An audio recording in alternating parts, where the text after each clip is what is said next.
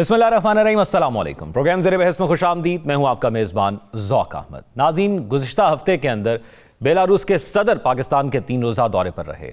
उससे एक दिन कबल उनका एक वफ़द पाकिस्तान पहुँचा था, जिसके अंदर उनके मुख्तलिफ तजारती नुमाइंदे मौजूद थे, बिजनेसमैन मौजूद थे और उनकी काबीना के लोग भी मौजूद थे। ये दौरा पाकिस्तान में बहुत ज़्यादा अहमियत का हामिल समझा जा रहा है, ख़ास तौर पर ट्रेड के हवाले से। और पाकिस्तान उन ममालिक में से एक है जिसने आज से तकरीबन 30 साल पहले बेलारूस को बतौर उन अव्वलीन ममालिक में शामिल था जिसने एक्सेप्ट किया था बेलारूस। उसके साथ साथ बेलारूस के साथ हमारे बहुत से ताल्लुकात रहे। 2015 के अंदर भी जो बेलारूस के प्रेसिडेंट हैं वो पाकिस्तान आए थे। फिर उसके बाद नवाज शरीफ भी बेलारूस का उन्होंने दौरा किया था। इस मुलाकात में जब वो पाकिस्तान आए तो बड़े खुशगवार मनाजिर हमने देखे। उन्होंने मुलाकात की, पाकिस्तान में आर्मी चीफ से ही मुलाकात की, वज़ीर आज़म से बड़ी उनकी खुशगवार मुलाकात रही और फिर नवाज शरीफ से मुलाकात करने के लिए जो ज़ोहराना उनको दिया गया मरी में, वो वहाँ पर शरीक हुए, वहाँ पर पहुँचे। वहाँ पर उन्होंने अपनी पुरानी यादाश्तों को ताज़ा किया नवाज शरीफ के साथ। पाकिस्तान इस दौरे से क्या हासिल कर सकता है, आज इस पर हम गुफ्तगू करने जा रहे हैं, क्योंकि बेलारूस की इकॉनमी इतनी बड़ी नहीं है लेकिन वहाँ पर इंडस्ट्री ज़रूर मौजूद है। और ख़ास तौर पर जो खबरें अब सामने आई हैं, मफाहमती याददाश्तों पर जो दस्तखत हुए हैं, उसमें से कुछ खबरें ये हैं कि इलेक्ट्रिक बसेस हो सकता है पाकिस्तान के अंदर एक मुआहदा हो जिसके तहत पाकिस्तान के अंदर वो इलेक्ट्रिक बसेस सप्लाई करें। उसके साथ साथ ट्रैक्टर्स की इंडस्ट्री से हम फ़ायदा उठा सकते हैं। फिर खित्ते में जो सूरत हाल बेलारूस जिस जगह पर मौजूद है वो रशिया के साथ है, रशिया के साथ भी उसके ताल्लुकात बहुत अच्छे हैं। तो क्या ये गेट वे हो सकता है उस खित्ते के लिए और दीगर ममालिक के लिए, हमारे लिए? ये भी एक अहम सवाल है जिसका जवाब हम जानेंगे आज की इस नशिस्त में। प्रोग्राम में नजमुल साकिब साहब, राव खालिद साहब और साकिब रशीद साहब, तीनों सीनियर तज्ज़ियाकार हमारे साथ मौजूद हैं। नजमुल साकिब साहब, तकरीबन 30 साल के हमारे जो है वो ताल्लुकात हैं बेलारूस के साथ। तो इस 30 सालों के अंदर हमारे ताल्लुकात बेलारूस के साथ कैसे रहे और क्या अब हमें कोई पॉलिसी शिफ्ट भी देखने को मिलेगा या पॉलिसी ठीक चल रही है और वैसे ही चलेगी, या कुछ तब्दीली हम देखेंगे इस दौरे के बाद या हालिया दिनों में जो मुलाकातें हुई हैं उसके बाद? सबसे पहले आपको देखना पड़ेगा इसका पस मंज़र, आपकी फॉरेन पॉलिसी को थोड़ा सा देखना पड़ेगा कि इसका कॉन्टेक्स्ट क्या बनता है। इतना हैवी डेलीगेशन बेलारूस से, ठीक है, ये प्रेसिडेंट पहले भी तशरीफ़ लाए थे और हमारे प्राइम मिनिस्टर ने भी दौरा किया है, लेकिन ये जो जोश और जज्बा और गर्मजोशी थी, इसके कॉन्टेक्स्ट को समझने के लिए आपको देखना पड़ेगा कि पाकिस्तान की फॉरेन पॉलिसी इस वक्त जो है वो किन खतूत पे उस्तवार की जा रही है या किन खतूत पे उस्तवार हो रही है। देखिए, पाकिस्तान फॉरेन पॉलिसी को जो बड़े बड़े चैलेंजेस हैं ना इस वक्त, उनमें सबसे बड़ा चैलेंज ये है कि हमने अपनी मईशत को बहाल करना है। आपकी मईशत बहाल होगी क्योंकि फ़ॉरेन पॉलिसी ये होता है कि फ़ॉरेन पॉलिसी किसी भी मुल्क की होती है कि उसकी डिपिक्शन होती है, रिफ्लेक्शन होती है कि जो आपके इंटरनल सूरत हाल है, जो आपकी इंटरनल सियासी, मुआशी, मुआशरती, लीडरशिप वगैरह वगैरह, यानी आपकी आइडियालॉजी, ये सारे फैक्टर्स जो हैं, फिर आपकी आवाम यानी किस तरह के हैं, आपकी स्किल्ड लेबर किस तरह की है, आपका जोग्राफिया कहाँ पे है, आपका तारीख़ क्या है, ये सारे फैक्टर्स मिलके तो किसी मुल्क की फॉरेन पॉलिसी को डिटरमिन करते हैं। अब उसमें जो 2 फैक्टर्स इस वक्त मैं हाईलाइट करूँगा, एक है आपकी मुआशी सूरत हाल। आपकी मुआशी सूरत हाल जो ही ठीक होती है, जो ही आप अपने पाँव पे खड़े होते हैं, IMF का डर नहीं रहता, तो आपकी जो फॉरेन पॉलिसी है वो किसी हद तक मजबूत हम कह सकते हैं। एक चक्कर चला था, एक पता चला था ये मैं कि हमारी कोई इंडिपेंडेंट कोई हमारी पॉलिसी होनी चाहिए फॉरेन पॉलिसी, तो इंडिपेंडेंट फॉरेन पॉलिसी नाम की कोई चीज़ नहीं होती। हत्ता कि अमेरिका और यूरोप के जो बड़े बड़े ममालिक हैं, वेस्टर्न यूरोप के, वो भी नहीं कह सकते कि उनकी जो फॉरेन पॉलिसी है वो इंडिपेंडेंट है। सब इंडिपेंडेंट से मुराद क्या होता है और इंडिपेंडेंट क्यों नहीं हो सकती? बाद आपका आता है कि आपके चैलेंजेस जो हैं, जिसमें सबसे पहले अमेरिका से ताल्लुकात, चाइना से ताल्लुकात, रूस से ताल्लुकात, मशरक़ वुस्ता, उसके बाद यूरोप, उसके बाद आपका अफ्रीका और लातीनी अमेरिका। इसमें जो चेंज नज़र आपको आया है ना, मसलन अगर बाहर कोई देख रहा है, कोई स्ट्रेटेजिस्ट देख रहा है कि पाकिस्तान की फॉरेन पॉलिसी किस तरफ जा रही है, तो उसको नज़र आ रहा है कि पाकिस्तान एक प्रो चाइना मुल्क है और अमेरिका के साथ उसके जो तहफ़्फ़ुज़ात हैं या वो जो हिसाब किताब है उनको वो बैलेंस करने की कोशिश कर रहा है। और इस बैलेंसिंग फैक्टर में चाइना पे मज़ीद इन्हिसार, और फिर अब आती है रूस की एंट्री। रूस की एंट्री आती है और उसमें हमने देखा कि पिछले कुछ महीनों में ख़ास तौर पे बहुत गर्मजोशी का मुज़ाहरा किया गया। प्राइम मिनिस्टर हमारे शहबाज शरीफ ने यानी हाथ भी मिलाया, प्रेसिडेंट यानी पुतिन के साथ, और उसके बाद ये इतना बड़ा डेलीगेशन। बेलारूस का मतलब है रूस। बेलारूस वो करेगा जो रूस कहेगा। और उसके बाद आते हैं हम कि ये जो दौरा जिसकी हम बात कर रहे हैं, देखिए इसमें जो अगर आप डेलीगेशन का जुस्सा देखें ना, उसका देखें और फिर उन्होंने किन किन मौज़ूआत पे बात की, बेसिक क्या है, हमें इस वक्त ज़रूरत है नए दोस्तों की। और नए दोस्त हमें चाहिए सियासी तौर पे जो हमारी यानी कर सके, मदद कर सके, और उनके साथ हमारा बायलैटरल रिलेशन जो है वो ठीक हो सके। सिफारती तौर पे हमें चाहिए मज़ीद दोस्त, और सबसे बढ़ के सिक्योरिटी के एंगल से, मिलिट्री के एंगल से, और वो तमाम लोग जो कि तमाम मुल्क जो कि इंडस्ट्री जिनकी है ख़ास तौर पे, तो उसमें बेलारूस आता है। और उस बेलारूस का यहाँ पे आना ये एक बहुत कामयाब दौरा था। बड़े ही अजीबोगरीब हालात में हुआ, यानी वो जाहिर है कि वो यानी ये खबर पहुंची होगी कि जी वहाँ पे इस तरह पे सड़कों पे ही हालात वगैरह हो रहे हैं, लेकिन दोस्ती का ये लेवल था, अंडरस्टैंडिंग का ये लेवल था कि वो सारे का सारा डेलीगेशन आया। सदरे वो जो हैं बेलारूस वो खुद तशरीफ़ लेके आए और उन्होंने बताया कि पाकिस्तान के साथ दोस्ती हमें ज़्यादा अहम है। अब यह कि आइंदा क्या होगा उसमें देखना सिर्फ ये है कि पाकिस्तान ने जो अहदाफ पूरे करने हैं अपने, जो उसके मिसिंग लिंक्स हैं, ख़ास तौर पे ये जो आपने हैवी व्हीकल्स की बात की है ना, बेलारूस इसमें आपकी बड़ी मदद कर सकता है। उसके बदले में आप क्या दे सकते हैं, वो भी चीज़ें को 15 के करीब MOUs जो हैं वो आपके यानी आपने साइन किए हैं। असल बात ये है कि ये आज से कुछ 14-15 साल पहले भी बात हुई थी, उसमें भी कुछ मुआहदे हुए थे बेलारूस के साथ, और उसमें मुझे याद है कुछ हैवी व्हीकल्स की, ट्रैक्टर्स की बात हुई थी जो कि बाद में दाएं बाएं हो गई। हमारी ख्वाहिश ये होगी कि इस दफ़ा जो MOUs साइन हुए हैं, जो एग्रीमेंट्स हुए हैं, ख़ास तौर पे कॉमर्स एंड ट्रेड के हवाले से, और वो जो मिलिट्री इक्विपमेंट या फिर आपके जो यानी हैवी व्हीकल्स है, इसके यानी इसमें पाकिस्तान जो है अपनी संजीदगी दिखाए। पाकिस्तान अपनी संजीदगी दिखाए। नजमुल साहब साहब एक चीज़ बताइएगा, एक पाकिस्तान के हवाले से हमारे जो दुश्मन ममालिक हैं वो, या जो हमें पूरी दुनिया के अंदर नीचा दिखाना चाहते हैं, वो ये कहते हैं कि पाकिस्तान आइसोलेट हो रहा है। तो एक ये भी उसका सबूत है कि पाकिस्तान आइसोलेट नहीं हो रहा। पाकिस्तान में अभी एक कामयाब शंघाई ताउन तंजीम की कॉन्फ्रेंस हुई पूरी दुनिया से, जो उसमें खासतौर पर उस खित्ते के ममालिक के लोग थे वो उसके अंदर आए। एक दूसरी चीज़ ये बता दीजिएगा, आपने कहा इंडिपेंडेंट पॉलिसी नहीं हो सकती, दूसरी ये बता दीजिएगा इंडिपेंडेंट पॉलिसी से मुराद क्या होता है, और फिर उसका होना इंडिपेंडेंट या ना होना नुकसान और फायदे ठीक है। सबसे पहले तो आपको इस गलतफहमी की तरफ तवज्जो दिलाते हैं कि जो ये गलतफहमी है कि पाकिस्तान आइसोलेट हो रहा है, दो जगह पे ये बात हो रही है, एक हिंदुस्तान है और एक पाकिस्तान है। इसके अलावा दुनिया को पड़ी हुई नहीं है। मैं हैरान होता हूं उन तमाम इंटेलेक्चुअल्स पे जो ये बात कर रहे हैं जी कि दुनिया में पाकिस्तान आइसोलेट हो रहा है।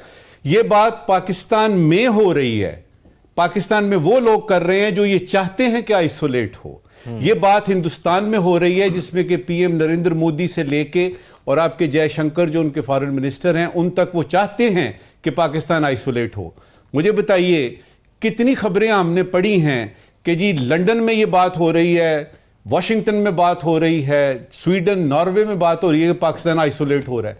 ये बात आप खुद कर रहे हैं, और मैं हैरान हूं कि SCO अभी आपने कराई है, क्या आइसोलेशन।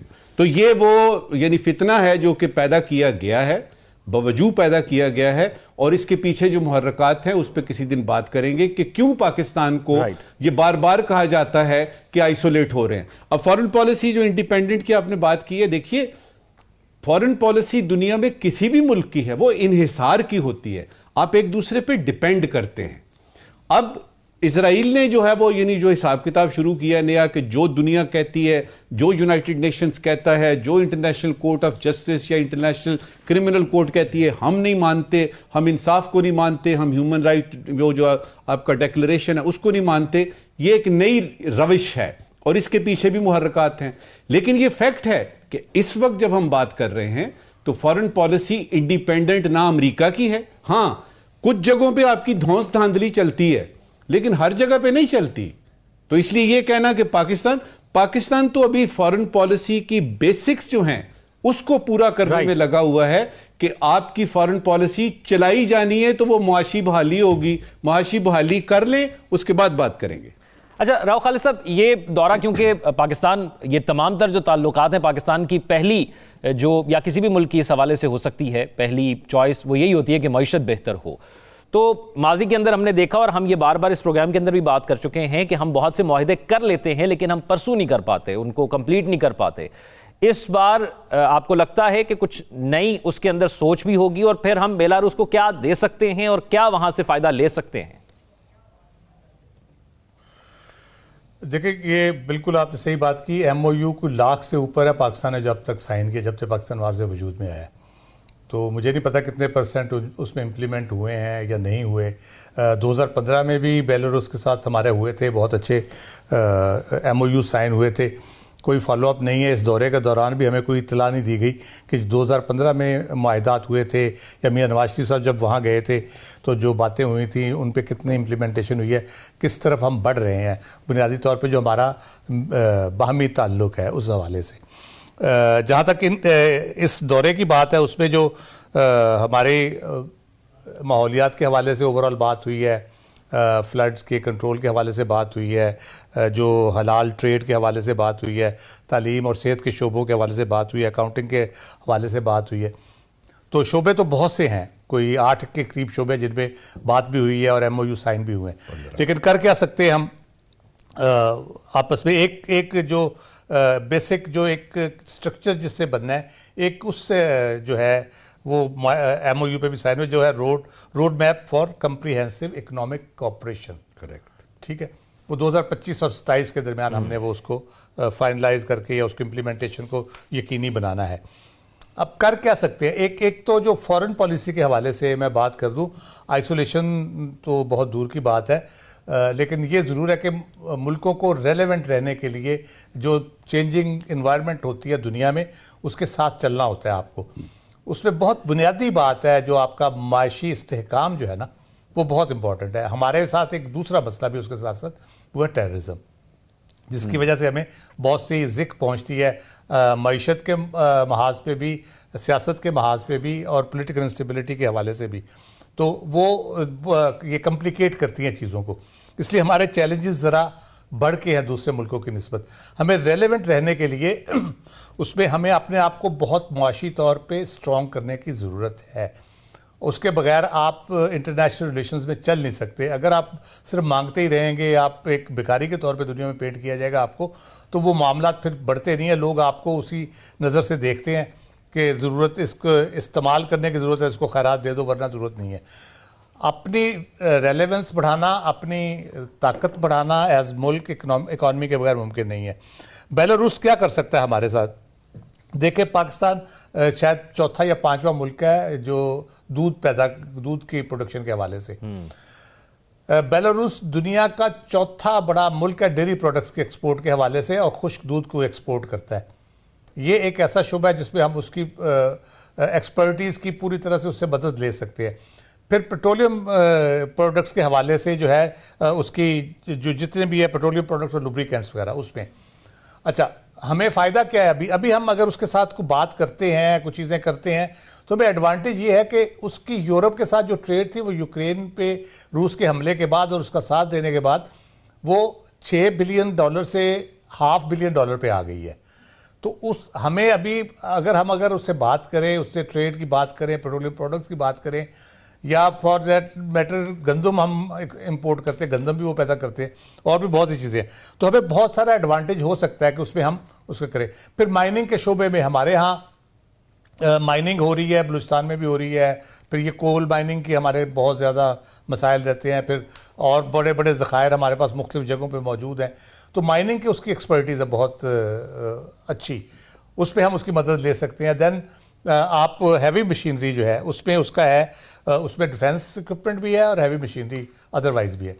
تو ارتھ موونگ مشینریز جو ہوتی ہیں بڑی والی، تو اس میں بھی آپ اس کے ساتھ بہت اچھا کوآپریٹ کر سکتے ہیں. پھر بسوں کی جیسے بات ہوئی، اگر وہ آ جائیں تو ہمارے انوائرمنٹ کے حوالے سے بڑا امپورٹنٹ اس کا ہو سکتا ہے. انٹرنیشنلی جو ہے وہ روس کے بلاک میں ہونے کی وجہ سے ہمیں یہ تو چاہیے کہ ہم ریجنل کوآپریشن میں، ریجنل ریلیشن شپ میں آگے جائیں. ہم 7,000 8,000 میل دور امریکہ اور ویسٹ کی طرف دیکھتے رہتے ہیں اور ہم نے بہت نقصانات بھی اس کے اٹھائے ہیں. ان کی جنگیں بھی ہم نے بہت دل سے لڑی ہیں, بہت نقصان اٹھایا, لیکن ان کی طرف سے جو محبت جواب میں ملتی ہے وہ الٹا ہمارا بیڑا غرق کر دیتی ہے, پولیٹیکلی بھی اکنامکلی بھی, اور ہمیں بالکل وہ اپنے ملازموں کی طرح ٹریٹ کرتے ہیں, رعایا سمجھتے ہیں ہمیں. تو اس لیے ہمیں ریجن میں بہت شروع سے یہ آئیڈیا تھا کہ رشیا کے ساتھ ہم اپنا کوآپریشن بڑھائیں. ایوب خان کے دور میں بھٹو صاحب نے ایک اٹیمپٹ کی تھی, جب وہ منسٹر تھے نیچرل ریسورسز کے, میرا خیال ہے پیٹرولیم منسٹر تھے, اس وقت ایک ایفرٹ کی تھی انہوں نے, اور آپ نے دیکھے انہوں نے اپنے حکومت میں آنے کے بعد اسٹیل مل بھی رشیا کے تعاون سے لگائی تھی. تو ہم اپنے ریجن میں تعلقات بہتر رکھیں, اپنے ریجن میں اپنے تعلقات کو بڑھائیں. ڈپینڈنسی جو ہے میوچل ٹریڈ جو چائنا, رشیا, یہ سینٹرل ایشین سٹیٹس ہوگی, بیلاروس ہو گیا, آذربائیجان کے ساتھ کل ہم نے ٹریڈ اور آپ سمجھتے ہیں کہ ہمیں اب ٹریڈ ڈپلومیسی کو بہت سیریس انداز میں لینا ہوگا, تو ہمیں بہت زیادہ ایڈوانٹیج ہو سکتا ہے جی, بہت بہتر انداز میں ہم آگے چل سکتے ہیں, بجائے اس کے کہ ہم جی ایس پی پلس کے چکر میں رہیں یا امریکہ کے ایکسپورٹ کے اوپر ہم ڈیپینڈنٹ رہیں. ہم اس کو کہہ لیں کہ ویلیو ایڈیشن کر کے چیزوں میں ہم ورسٹائلٹی لا سکتے ہیں اپنے ایکسپورٹ کے اوپر, ملکوں کے حوالے سے بھی, چیزوں کے حوالے سے بھی. تو یہ میرا خیال ہے اس حوالے سے بہت اچھی بات ہے. روس کے ساتھ بھی ہمارے مراسم بہت بہتر ہو رہے ہیں, آگے بڑھ رہے ہیں. آئل امپورٹ کے حوالے سے ہم نے بات کی تھی, وہ تھوڑی سی چلی ہے پھر رک گئی ہے, تو میرا خیال ہے اس پہ سیریس ہمیں ہونا چاہیے. پھر کرنسی کا بڑا امپورٹنٹ ایشو ہے, بارٹر پہ آپ کو ملتی ہیں چیزیں, آپ کو ڈالر اس طرح سے نہیں چاہیے اس کے لیے, ورنہ آپ کا ڈالر بہت خرچ ہوتا ہے امپورٹس پہ. اس میں آپ کو لوکل کرنسی میں ہوتا ہے, آپ روبل میں کر لیں, چائنا کے ساتھ جیسے آپ نے یوان میں کیا ہوا ہے اس کے ساتھ روبل میں آپ کرتے ہیں, یا آپ بھیجیں ان کو. اچھا, میڈیسن کی ایکسپورٹ بڑی اچھی ہو سکتی ہے ان سارے ملکوں میں, ہمارے پاس اچھی انڈسٹری ہے ہمارے فارماسیوٹیکل کی, اس میں ہم بڑی اچھی ایکسپورٹ کر سکتے ہیں. سینٹرل ایشین اسٹیٹ کو, رشیا کو اور باقی ملکوں کو بہت اچھا ہمارا کام ہو سکتا ہے. تو یہ ہے کہ ریجنل ڈیپینڈنسی ہمیں بڑھانی چاہیے, اور اس میں جتنی بھی اپارچونیٹی ہے اس سے بھرپور فائدہ اٹھانا چاہیے, اور ہے بھی صحیح, کیونکہ یہ ان ایکسپلورڈ خطہ ہے یہ سارا. سینٹرل ایشین اسٹیٹس ہو گئی یا رشیا سے ایسوسیٹڈ جو لوگ ہیں, باہر کی دنیا سے ان کا تعلق اتنا زیادہ نہیں ہے. ہم ان کو ایک وے آؤٹ دے سکتے ہیں, رستے کی صورت میں بھی اور ریلیشن شپ کی صورت میں بھی. رائٹ. ثاقب بشیر صاحب, کیونکہ ہم نے دیکھا باڈی لینگویج بڑی اہم ہوتی ہے, تو بڑی پازیٹیو باڈی لینگویج رہی ہے جس طرح کی ملاقاتیں وزیر اعظم اور خاص طور پر سابق وزیر اعظم نواز شریف صاحب سے بیلاروس کے پریزیڈنٹ کی ہوئی, اور پھر ہم نے دیکھا کہ ان کا وفد بھی یہاں پر موجود رہا, ایک بڑا ڈیلیگیشن لے کر وہ آئے تھے. تو بہت سے ڈیلیگیشنز ہم دیکھتے ہیں آتے ہیں, آپ نے کیسا دیکھا, یہ دورہ کیسا رہا, اور کون سے اہم پوائنٹس ہم نے اچیو کیے اس دورے میں, آپ کو کیا لگتا ہے؟ ایک تو یہ دورہ جن دنوں میں ہوا ہے اس تناظر میں اس کو دیکھنا بہت ضروری ہے, کیونکہ پاکستان میں آپ کو پتہ ہے پولیٹیکل ایکٹیویٹیز چل رہی تھیں, تو اس دوران ان کے بیلاروس کے صدر کا آنا اور اسی دوران یہاں پہ دورہ ہونا اور ساری چیزیں جو ہے وہ آگے بڑھنا, میرا خیال میں یہ ایک بڑی کامیابی ہے. کیونکہ جو آئسولیشن کی بات کی جا رہی ہے, جو بھارت کرتا ہے, بھارتی وزیر خارجہ کرتے ہیں, بار بار کرتے ہیں کہ پاکستان کو آئسولیٹ کرنے کی کوششیں جو وہ ہوتی ہیں, تو اس دوران میرا خیال ہے یہ حکومت کے اینڈ پر بھی یہ ایک بڑی کامیابی ہے کہ انہوں نے اس دورے کو کامیاب بنانے, اور بیلاروس سائڈ سے بھی یقینی طور پر ان کو بھی اس حوالے سے رپورٹس تو ہوں گی کہ اسلام آباد میں کیا پولیٹیکل ایکٹیویٹی چل رہی ہے. اس کے باوجود بھی انہوں نے اس دورے کو آئے, وفد بھی آیا اور بیٹھے اور مذاکرات بھی ہوئے, اور اس کے بعد کچھ سمجھوتوں پر, معاہدوں پر جو دستخط بھی ہوئے. تو اس تناظر میں میرا خیال میں یہ ایک گورنمنٹ سائڈ پہ ایک اچھی کوشش بھی اور کامیابی بھی ہے. اب اس میں جو ثمرات ہیں وہ ملیں گے یا نہیں ملیں گے وہ تو ایک الگ ٹاپک ہے. دوسری بات کہ جو سابق وزیر اعظم ہیں نواز شریف صاحب, ان کو ہم نے پہلی دفعہ دیکھا کہ وہ جب سے جو شہباز شریف وزیر اعظم بنے ہیں, مختلف وفود یہاں پہ آ رہے ہیں یا سربراہان مملکت بھی آتے ہیں, تو وہ کسی کے ساتھ ان کی انٹریکشن اس طرح نہیں دیکھی گئی, وہ مطلب کہ ڈائریکٹلی وہ ملے ہوں. تو بیلاروس کے صدر کے ساتھ ان کی ڈائریکٹلی انٹریکشن بھی ہوئی ہے. تو اس کا مطلب یہ ہے کہ ہو سکتا ہے کہ نواز شریف صاحب بھی پہلی دفعہ آئے ہیں, تو آگے بھی جو اس قسم کے وفود آتے ہیں ان کے ساتھ ان کی ملاقاتیں جو ہے وہ ہوتی رہیں. ذاتی مراسم, اس کے علاوہ انہوں نے ذاتی مراسم کی بھی بات کی کہ ان کے ذاتی تعلقات بھی ہیں ان کے ساتھ. اور اس کے علاوہ جو بیلاروس کی اہمیت اس لحاظ سے بھی ہے کہ بیلاروس روس کے ساتھ اس کو دیکھا جاتا ہے, اور پاکستان کے جو تعلقات ہیں یقینی طور پر امریکہ کے ساتھ بھی ہیں, چین کے ساتھ بھی ہیں, روس کے ساتھ بھی ہیں. تو امریکہ پاک روس تعلقات کو مختلف انداز میں دیکھتا ہے, اور پاکستان بھی میرا خیال میں جو ایک توازن ہے جو فارن پالیسی میں وہ ہمیں نظر آتا ہے.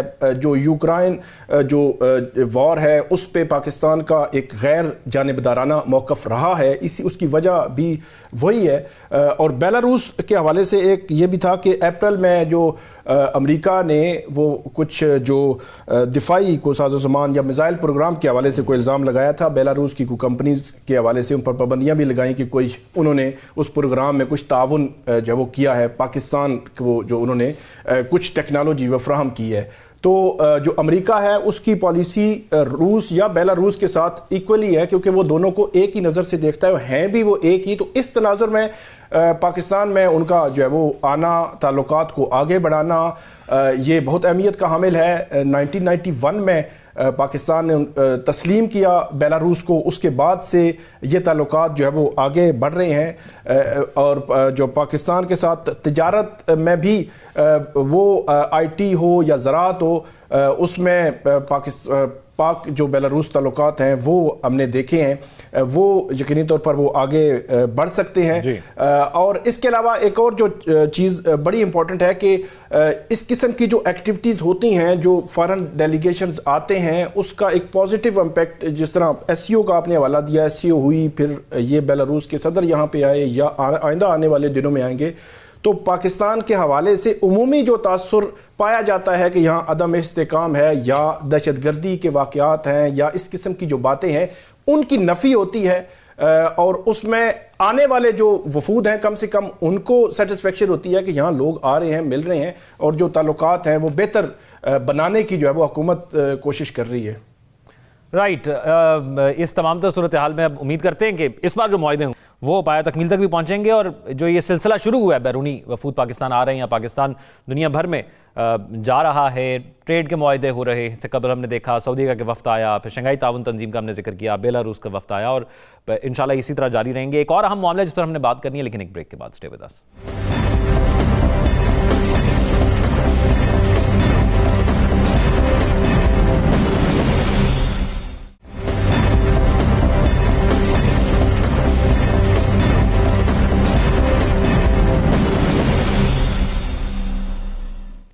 ناظرین, بریک کے بعد خوش آمدید. ایک اہم ڈیولپمنٹ ہم نے مشرق وسطیٰ کے اندر دیکھی, اور وہ اہم ڈیولپمنٹ یہ تھی کہ اسرائیل کا اور لبنان کا ایک معاہدہ ہو گیا ہے سیز فائر کا, اور یہ معاہدے کی باتیں بڑے عرصے سے چل رہی تھی, لیکن حزب اللہ کا ایک موقف ہمارے سامنے آیا تھا ذرائع کے مطابق کہ وہ یہ کہہ رہے تھے کہ جب تک غزہ سے یہ معاملہ نہیں رکتا غزہ کے ساتھ, تو تب تک ہم سیز فائر نہیں کریں گے, تب تک جنگ بندی نہیں ہوگی. اب یہ خبر گزشتہ ہفتے کے اندر آئی اور پھر یہ جنگ بندی ہو گئی ہے بارڈرز پر. تو خطے میں کیا اس سے تبدیلی آئے گی, یہ ایک اہم معاملہ ہے اور اس پر اب بحث ہو رہی ہے. اور خاص طور پر یہ بھی بات کی جا رہی ہے کہ اگر لبنان سے جنگ بندی ہو گئی ہے تو کیا غزہ سے بھی ہو پائے گی, اور جو شرائط طے کی گئی ہیں لبنان کے ساتھ, اور لبنان میں کیونکہ یہ کہا جاتا ہے کہ لبنان کی حکومت نے جو ہے وہ اسرائیل کے ساتھ ڈائریکٹ ڈیبیٹ کی, ان سے بات کی, ان سے مذاکرات کیے, ان کے وفود آپس میں ملتے تھے, جبکہ دوسری جانب غزہ کی حکومت ہے اور غزہ اٹسیلف جو ہے وہ وہاں پر ان تمام تر ڈیبیٹس کا حصہ ہوتا ہے. تو اس لیے فرق ہے. یہاں پر حزب اللہ نے اس کے اندر معاہدے کے اندر یا جنگ بندی کے اندر اسرا شامل نہیں تھا, لیکن لبنان کی حکومت شامل تھی. تو کیا اس کا فرق ہو سکتا ہے, اور خاص طور پر کیا ایک حملے کا بھی انتظار کیا جا رہا ہے؟ بار بار ہم دیکھتے ہیں کہ اسرائیل نے جو حملہ کیا تھا ایران پر, اس کا ایک جواب دینے کے لیے ایران نے کہا تھا کہ ہم اس کا جواب دیں گے. تو کیا اب خطے کی صورتحال جو ہے وہ بدل سکتی ہے, خطے میں امن ہو سکتا ہے, غزہ کے حوالے سے کوئی نئی ڈیولپمنٹ آنے والے دنوں کے اندر آ سکتے ہیں؟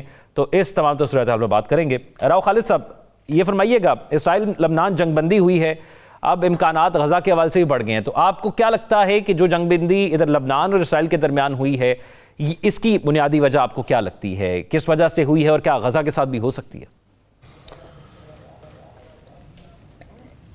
دیکھیں, بڑی جو بنیادی ایگریمنٹ ہوا ہے, وہ جو رپورٹ کر رہی ہے انٹرنیشنل میڈیا, جو رپورٹ کر رہا ہے وہ لبنان کا ورڈ بہت کم یوز ہو رہا ہے, حزب اللہ کا زیادہ یوز ہو رہا ہے. اسرائیل اور حزب اللہ کے درمیان جنگ بندی, ٹروپس کی وڈرال ہوگی, اور وہ سارا 2 مہینے میں 60 دن میں واپس جائیں گے. پھر کنٹرول میکانزم بنایا گیا, مانیٹرنگ اس کی ہوگی, وائلیشن کسی طرف سے نہ ہو, کسی طرف سے اگر وائلیشن ہوتی ہے تو اس کا پھر ایک کو امریکہ کے, کیونکہ عشیر بعد سے اور ان کے کہنے پہ سب کچھ یہ ہوا ہے. تو لیکن اس کی بنیادی وجہ جو ہے وہ یہ ہے کہ جو اس دفعہ کوشش کی تھی اسرائیل، ایک دفعہ پہلے بھی یہ کر چکا ہے، اس دفعہ دوبارہ کوشش کی تھی کہ حزب اللہ کو جو ہے وہ جو ان کا لٹانی ریور ہے اس کے شمال کی طرف پش کر دے تاکہ اس کی فورس کو کم کیا جا سکے اس طریقے. وہ دوسری دفعہ اس پہ ناکام ہوا ہے اور اس کو پتہ چل گیا ہے کہ یہ کام بہت مشکل ہے، اس لیے وہ مجبوراً اس معاہدے پہ راضی ہوا ہے، خوشی سے راضی نہیں ہوا. اور راضی ہونے کے بعد بھی بدھ کو سیز فائر امپلیمنٹ ہونا تھا. ابھی تک میرا خیال ہے وہ اسرائیل کی طرف سے کوئی بہت زیادہ کہہ لے کہ پابندی نہیں کی جا رہی اس کی، ابھی بھی سٹل کچھ نہ کچھ وہاں پہ چل رہا ہے، پوری طرح سے اس کو امپلیمنٹ نہیں کیا جا رہا. تو یہ مسائل بہرحال موجود ہے. وہ مزاحمت جو ختم کرنا چاہتا تھا اسرائیل، اس کے لیے اصل اس پہ کیا تھا، وہ اس پہ کامیاب نہیں ہوا.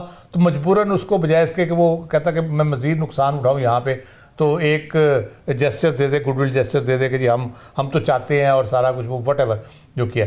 یو ایس کا بھی یہ خیال ہے کہ یہ جو ہوا ہے جنگ بندی، یہ کہہ لے کہ وہ کہہ لے کہ یہ آگے غزہ کے لیے ایک کیٹلسٹ ثابت ہوگا، ایک بنیاد پڑی ہے بات چیت کی اور جنگ بندی کی، تو آگے چل کے ہوگا. لیکن میرا خیال ہے کہ جو صورتحال اوورآل ہے، نیتن یاہو صاحب کے آئی سی سے وارنٹ جاری ہو چکے ہیں، ملک کے اندر ان کے خلاف کرپشن کے مقدمات چل رہے ہیں. تو جس دن اس نے وزارت عظمیٰ سے ہٹنا ہے ان کی گرفتاری یقینی ہے.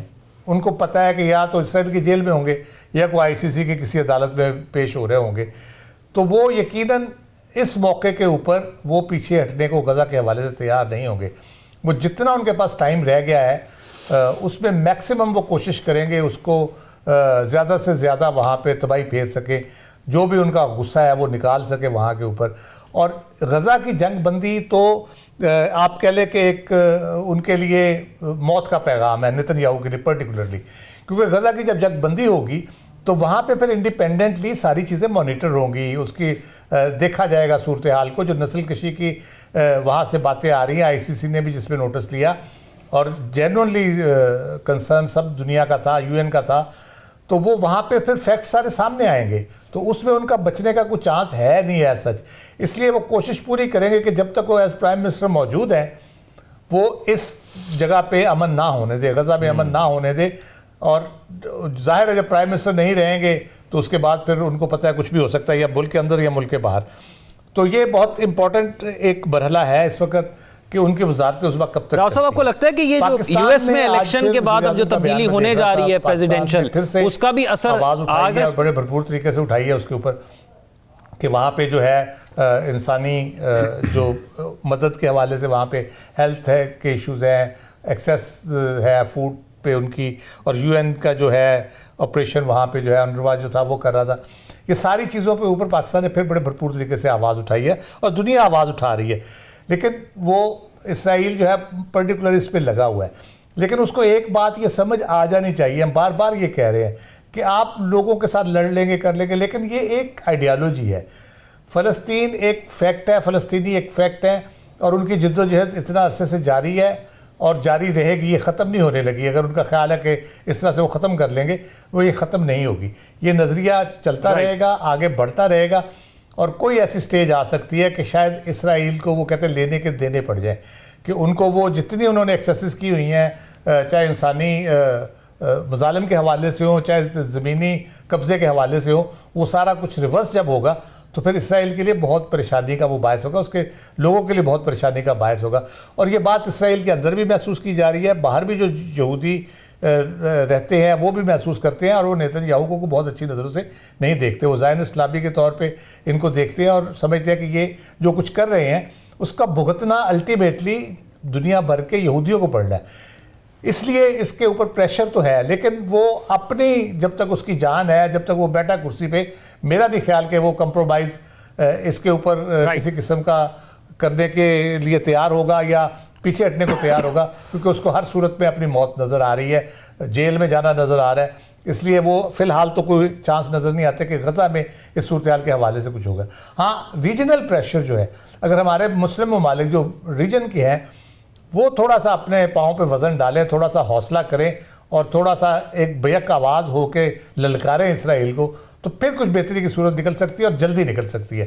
ادروائز نیتن جب تک ہے اس وقت تک غزہ کی جنگ بندی جو ہے وہ مجھے تو اس کے امکانات بہت کم نظر آتے ہیں. نعیم ساقی صاحب، آپ سمجھتے ہیں کہ مشکل تھا اسرائیل کے لیے کہ دونوں بارڈرز پر جنگ جاری رکھ سکے، اور آپ کو لگتا ہے کہ بنیادی وجہ اس جنگ بندی کی کیا بنی؟ یو ایس الیکشن میں جو تبدیلی آ رہی ہے جو پریزیڈنٹ کی، اس کا بھی آپ کو لگتا ہے کہ کوئی اثر ہے اس پہ؟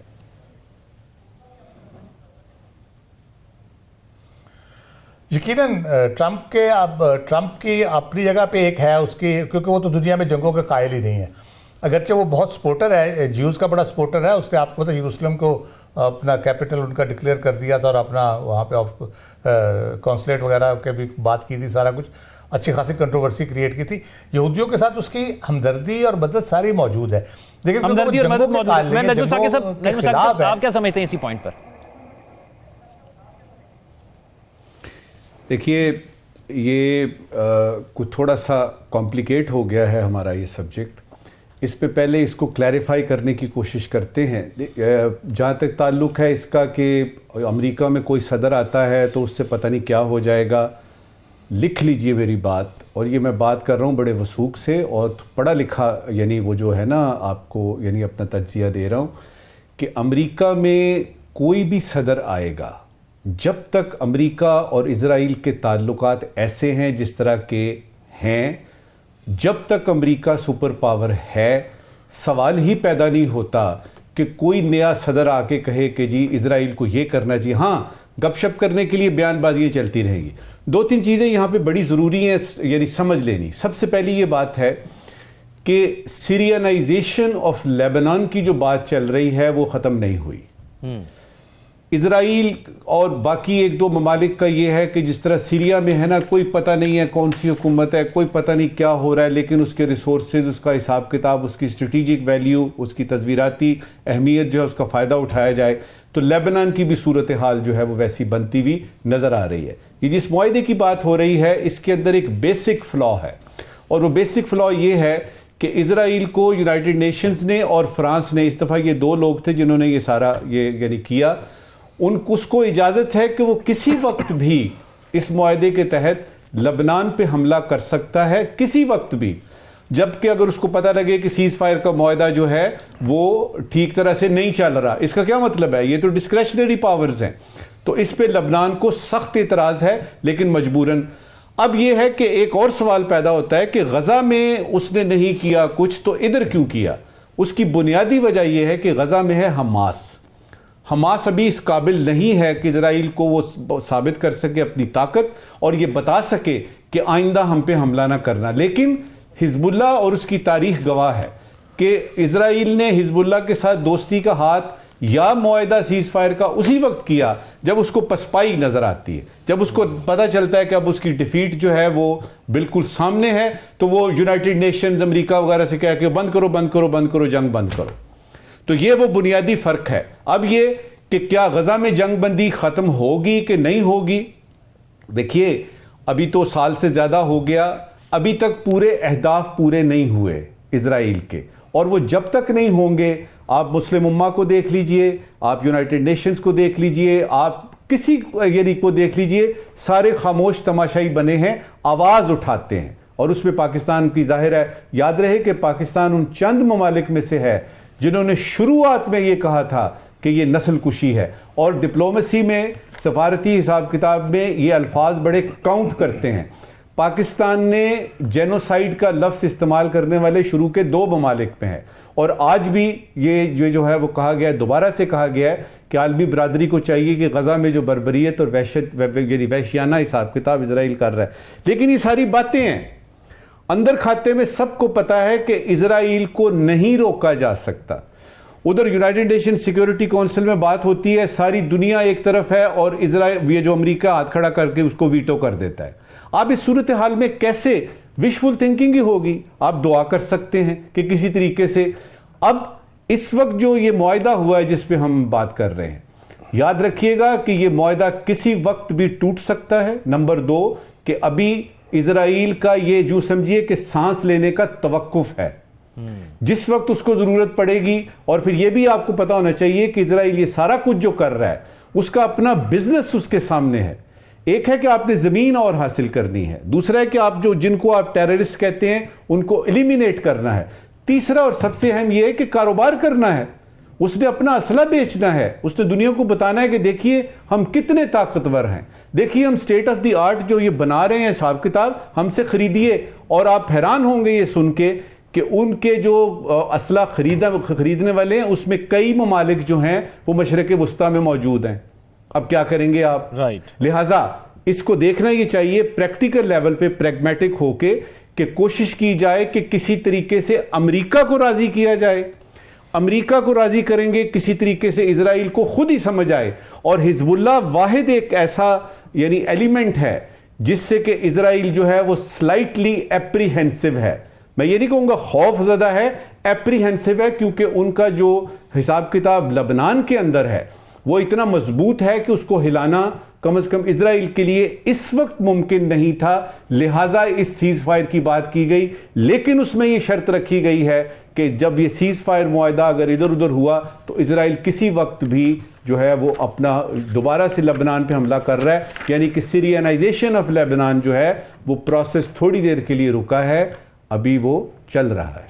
گزشتہ دنوں میں ہم نے کیونکہ یہ بھی دیکھا کہ نیتن یاہو کے گھر پر بھی حملہ ہوا, پھر آئرن ڈوم سسٹم کے حوالے سے ہم نے دیکھا کہ اس کی ناکامی ہوئی. آئے دن ہم دیکھتے ہیں کہ لبنان سے بہت سے ڈرونز جاتے ہیں اور وہ ہدف کو نشانہ بناتے ہیں. نیول بیس کو اٹیک کیا گیا اسرائیل کے اندر, مختلف عسکری تنصیبات کو بھی اٹیک کیا گیا. تو ثاقب بشیر صاحب, اب کیونکہ یہ امن معاہدہ ہوا ہے, جو اس سے آپ کو لگتا ہے کہ خطے کے اندر امن آئے گا اس پورے مشرق وسطیٰ کے اندر, جس میں بشمول ایران بھی ہے, کہ جو ایک تناؤ تھا اس کے اندر کسی طرح نرمی آئے گی اس کو بنیاد بنا کر؟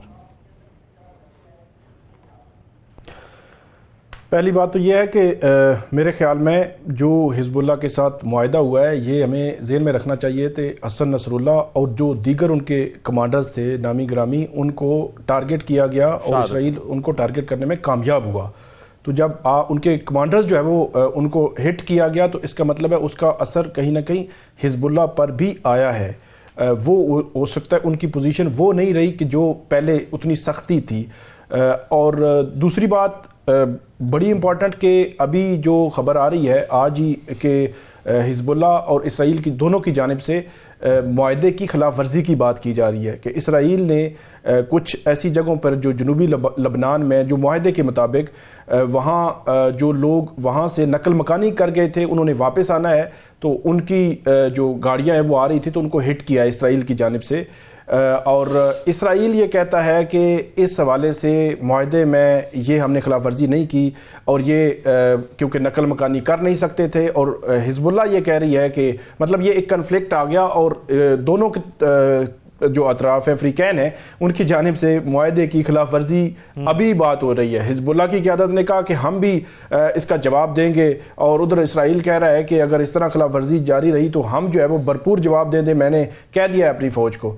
تو یہ اسپیکٹ بھی ایک بڑا امپورٹنٹ ہے. پھر کافی عرصے سے 1 سال سے تقریباً جو ان کی آپس میں جنگ جاری تھی اس میں جو ہلاکتیں ہیں وہ ہمیں جو غزہ میں جو حماس اور اسرائیل کے درمیان جو چل رہا ہے معاملہ وہاں پہ بھی اور یہاں پہ بھی ہلاکتوں کی تعداد یہاں پہ تقریباً 4000 ہے. 16000 تقریباً لوگ زخمی ہوئے لبنان میں جو اسرائیلی حملوں سے. دوسری جانب اسرائیل کے جو 73 جو فوجی تھے وہ اور 46 ان کے شہری جو ہے وہ لبنان کے حملوں سے مرے ہیں. تو تقریباً یہ آپ کہہ سکتے ہیں کہ رفلی 120 جو بنتا ہے, تو اس کے مقابلے میں 4000. دوسری جانب آپ غزہ میں بھی دیکھیں تو یہی اس میں پوزیشن ہے, وہاں مطلب 40,000 جو ہے وہ لوگ مارے گئے اور ان کی جو اسرائیلیوں کی تعداد جو ہے وہ بہت تھوڑی, جی 44,000 سے زیادہ. تو وہاں بھی تعداد جو ہے وہ بہت کم ہے. تو اس کا مطلب ہے کہ جانی مالی نقصان دونوں جگہوں پہ زیادہ ہوا ہے, لبنان میں بھی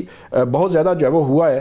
اور اس کے علاوہ ایک اور جو بات ہے جو معاہدے کے حوالے سے کہ 60 روز میں جو جنوبی لبنان میں وہ جو انخلاء کی بات, جہاں پہ پہلے روز ہی مطلب منگل کو معاہدہ ہوا ہے اور جمعرات کے دن یہ آ گیا کنفلکٹ, اور جس طرح جو بتا رہا ہے انٹرنیشنل میڈیا جو بتا رہا ہے کہ دونوں جانب سے الزامات جو لگائے گئے کہ اس سے انخلاء ہوگا, جو اسرائیلی فوج ہے وہاں پہ اس کا انخلاء ہوگا 60 روز میں, اور دونوں جو فریقین ہیں وہ اس پر جو ہے معاہدے پر عمل کریں گے. جو بات آپ نے کی کہ اس کے خطے پر اثرات، ڈیفینیٹلی خطے پر اثرات تو ہوں گے، لیکن بہت زیادہ ہوں میرا نہیں خیال کہ ہوں گے، کیونکہ جو حزب اللہ ہے اس کو کمزور کرنے کے بعد اسرائیل اور جو حزب اللہ کا معاہدہ ہوا ہے، لیکن پھر بھی نقصان، جانی مالی نقصان پھر بھی ہونا تھا اس کو، اگر معاہدے کی صورت میں وہ لے کر آئے ہیں تو بہتر ہے۔ تو میرا یہ خیال ہے کہ اسرائیل حماس جو معاہدے کے حوالے سے بھی بات چیت چل رہی ہے وہاں پہ بھی ہونا چاہیے، کیونکہ وہاں پہ آئے روز اسرائیل کی جانب سے جو حملے ہوتے ہیں ان میں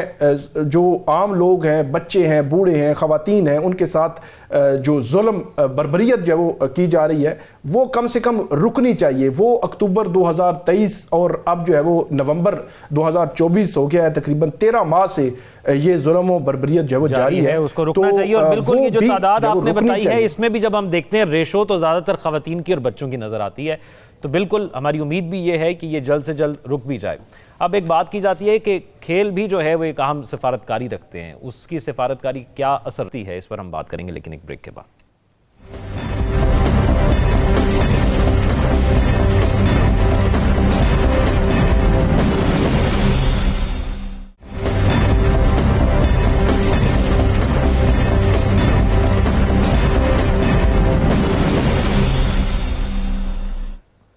بریک کے بعد خوش آمدید ناظرین۔ چیمپئنز ٹرافی کے حوالے سے بہت سے سوالات اٹھ رہے ہیں، پاکستان کا موقف کیا پاکستان میں ہو پائے گی یا نہیں ہو پائے گی، لیکن کھیل ایک جو کھلاڑی ہوتا ہے اس کو سفیر سمجھا جاتا ہے، اور وہ پوری دنیا کے اندر جیسے پاکستان کے کھلاڑی جاتے ہیں اسی طرح پوری دنیا سے پاکستان کے اندر بھی مختلف کھلاڑی آتے ہیں جو کہ ایک امن کا پیغام لے کے آتے ہیں اور امن کا پیغام لے کر جاتے بھی ہیں۔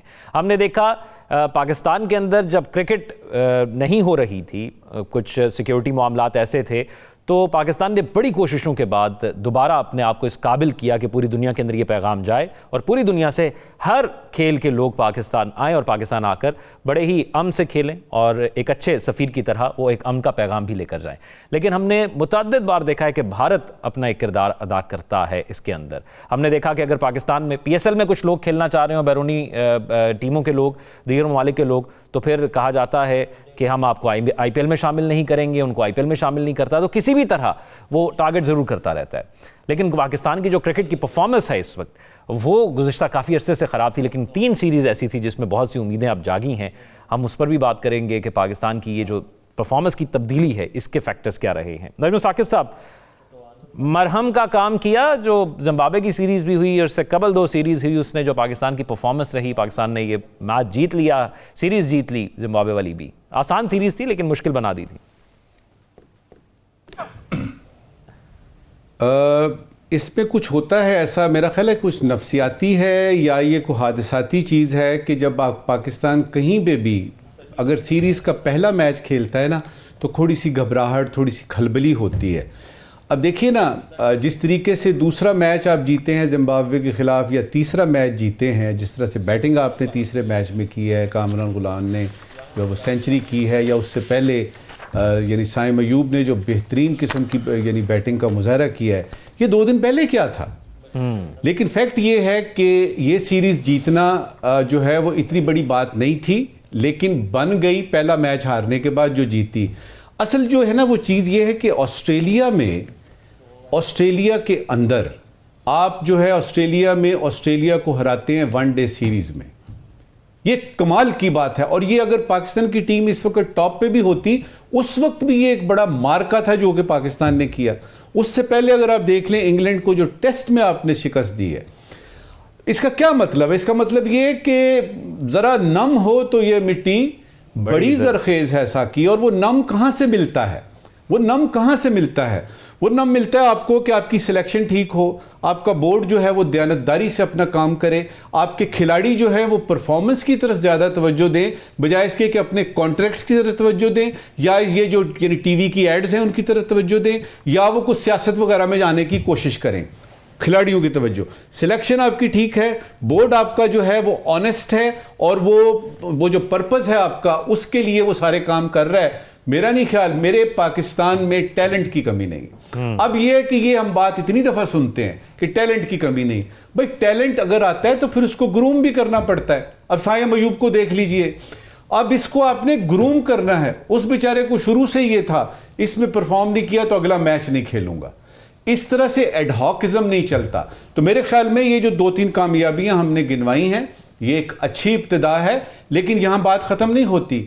آپ نے اپنے سسٹم کو ٹھیک کرنا ہے. رائٹ. آپ نے اس بیس کو, اس بنیاد کو جو ہے وہ اچھے طریقے سے اس میں بیج ڈالنے ہیں تاکہ جو پھل پھول نکلیں وہ تناور درخت بنے. اور اس کے بعد پاکستان کا یہ جو ایک ہر یعنی پاکستانی جو ہے, ہو سکتا ہے کچھ ایسے ہوں جن کو کرکٹ سے لگاؤ نہیں ہے, لیکن میں تو جہاں جاتا ہوں بڑی بڑی سکرینوں پہ لوگ میچ دیکھ رہے ہوتے ہیں, دعائیں مانگ رہے ہوتے ہیں. تو یہ ایک چیز ایسی ہے. اب آخری اس وقت کی بات کہ کرکٹ اور یہ کھیل اور سفارتکاری کی جو آپ نے کی ہے, بدقسمتی ہے کہ کھیل کو اس کے کھیل سمجھتے ہوئے سفارتکاری کے اینگل سے سیاست کے رنگ سے دیکھا جاتا ہے. ہم نے دیکھا کہ جنرل ضیاء الحق جو ہیں وہ چلے جاتے ہیں جب عجیب قسم کی ٹینشن پھیلی ہوئی ہے, اور وہ چلے جاتے ہیں اور پھر اس کا ایک اچھا نتیجہ بھی شومئی قسمت سے نکل آتا ہے. اب اس کو اگر انڈیا استعمال کر رہا ہے تو اس میں کھلاڑیوں کا قصور نہیں ہے. یہ چیز اسلام آباد نے دیکھنی ہے. اس کو پالیسی لیول پہ فارن آفس کو ساتھ بٹھا کے سٹیک ہولڈرز بیٹھیں اور ایک اصولی فیصلہ کریں. اس میں ڈرنے کی ضرورت نہیں ہے. کیا ہوگا زیادہ سے زیادہ آپ اصولی فیصلے کریں کہ اگر سیاست استعمال ہو رہی ہے کھیل میں اور وہ نیو دلی میں ہو رہی ہے تو ہمیں اس کا جواب دینا ہے, اور جواب بڑا سادہ سا ہے اور ہم سب کو پتا ہے. راؤ صاحب, یہ ایک لمبا عرصہ ہم نے دیکھا, خاص طور پر 2021 سے 2023 تک کا جو ٹینیور 2 سال کا گزرا, ٹیم کے اندر بیک اپ کوئی نہیں آتا تھا. پرفارم کر رہے ہو نہیں کر رہے ہو آپ ٹیم کے اندر موجود تھے. لیکن اب ہم نے دیکھا کہ بیک اپ بھی تیار کیا جا رہا ہے جس سے کمپٹیشن بڑھے گا اور یہ بڑا ہیلدی کمپٹیشن ہوگا. تو آپ کو لگتا ہے یہی بہتری کی ایک وجہ ہے؟ بہتری کی وجہ بھی, اور یہ ہونا بھی چاہیے. میں آسٹریلین کرکٹ کو اگر آپ ریگولرلی فالو کرتے ہیں تو ان کے اوپر بھی بہت ایک برا وقت آیا تھا جب ان کے ہاں بھی بہت عجیب و غریب صورتحال ہو گئی تھی. وہ بہت بری طریقے سے میچ ہارنا شروع ہو گئے تھے.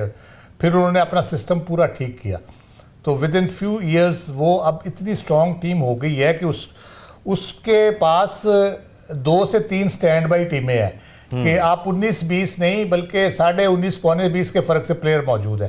یا کچھ ایسی سلاٹ ہوتی ہے جہاں پہ ان کو ضرورت پڑتی ہے کوئی انجری کی وجہ سے, ادروائز جو بندہ آتا ہے وہ اسی لیول پہ پرفارم کرتا ہے آ کے. تو یہ بالکل بینچ اسٹرینتھ جو ہوتی ہے نا, وہ جہاں پہ آپ کو ایک بیک اپ سپورٹ دے رہی ہوتی ہے وہاں پہ وہ پریشر بھی بلڈ کر رہی ہوتی ہے پرفارمنس کے اوپر. جو کھلاڑی کھیل رہے ہوتے ہیں, جو آپ کے سٹارز ہوتے ہیں, جو ریگولر کھیلنے والے ہوتے ہیں, ان پہ بھی ایک پریشر آ رہا ہوتا ہے کہ پیچھے جو بیٹھا ہے وہ بھی میرے جتنا ہی اچھا پلیئر ہے تو اس لیے مجھے بہتر سے بہتر پرفارم کرنا ہے.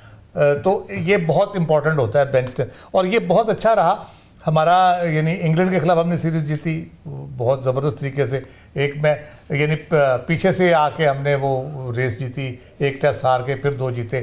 اسی طرح ہم نے آسٹریلیا میں جس طرح سے پرفارمنس دی ہے, آسٹریلیا کے گراؤنڈز کے اوپر وہاں پہ کھیلنا اور جیتنا بڑی بڑی ٹیموں کے لیے بہت مشکل ہوتا ہے, خواب بھی ہوتا ہے. پاکستان نے بہت کمال کی پرفارمنس وہاں پہ دی. اور جی, اور اس کے بعد زمبابوے میں, اور یہ زمبابوے میں جو ایکسپیریمنٹس کیے گئے, لوگوں کو اعتراض تھا پہلے شاہین اشرافی اور نسیم شاہ اور بابر اعظم کو کیوں باہر بٹھا دیا. باہر نہیں بٹھایا بلکہ نئے لڑکوں کو چانس دینے کے لیے اسپیس کریٹ کی گئی اور وہ بہت اچھا ثابت ہوا.